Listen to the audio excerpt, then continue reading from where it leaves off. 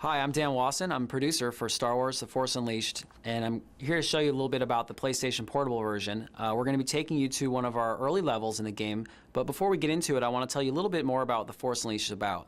You're going to be playing as Darth Vader's secret apprentice, who's a new character, and he's sent out in the world to hunt down the last of the Jedi. The PSP version has the same great story that you're going to find on the other consoles, but we also have a lot of unique content. There's locations and characters and missions you're not going to find on the next-gen platforms. Okay, so we're going to show you one of the early levels in the game, which is the TIE Fighter construction facility, which is under attack by a Jedi general named Coda. Darth Vader sends you here to hunt him down, and he says, "Leave no witnesses. I don't want the Emperor to know who you are." So you're going to be fighting stormtroopers as well as Coda's guards as you find your way through the factory and try to hunt down Coda. So why don't we go ahead and take a look at the action. This is one of the early levels in the game. We're going to take you through kind of some of the early combat, teach you some of the moves, and show you really how the PSP delivers on all the action and excitement of The Force Unleashed.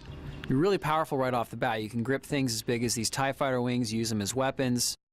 You can also use things like the exploding barrels. There's a lot of explosive objects in the game, so if you recognize what they look like, and that blinky light's kind of a giveaway, you can pick that up and do a lot of collateral damage as well. So one of the really powerful moves you can do from the start is called Repulse. And it sends out this big shockwave, knocks everybody back, temporarily stuns most of your enemies, so you can get up and you can get up close and take them out with your lightsaber. You can shoot them from a distance with lightning. We kind of combine things that are melee attacks or up close with range attacks like lightning, which works from a distance. Throwing your lightsaber is kind of a range attack.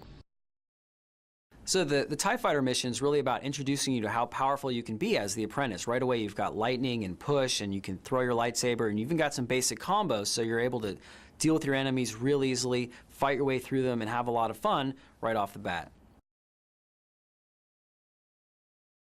These are the kind of moves we always envisioned with The Force Unleashed from the beginning, that you would be strong enough to take a TIE Fighter wing and slam it into a wall and then use that as a way to, move through the environment. So even though the PSP has a smaller screen, we really don't think there's any drop-off in the excitement and the action. There's guys flying everywhere. We've got real physics working on the PSP, enemies ragdolling, lots of things blowing up, and everywhere you go, you're going to leave this trail of destruction behind you in the environment. So I don't think there's anything that you're missing from the PSP experience. So on the PSP, we've got these big boss fights, just like the other versions, and they really feel epic. And when you get in there and you're fighting the AT-ST for the first time, it's got this big scale to it, but it's also challenging missions. So you've got to use strategy, find different ways to defeat this guy, because you can't just run up and whack on him with your lightsaber. He's probably going to step on you. We've got mini games like this stomp mini game. If you get too close, he tries to crush you with his foot, but you mash the button fast enough, you're going to do some damage to him. If you do enough damage to this guy, you're going to knock him down, you're going to get ready for the finishing move. When the icon appears on screen, you can trigger that by hitting the circle button. What follows is a set of button combinations. You got to time them up correctly, and if you do them right, you're going to get the big payoff.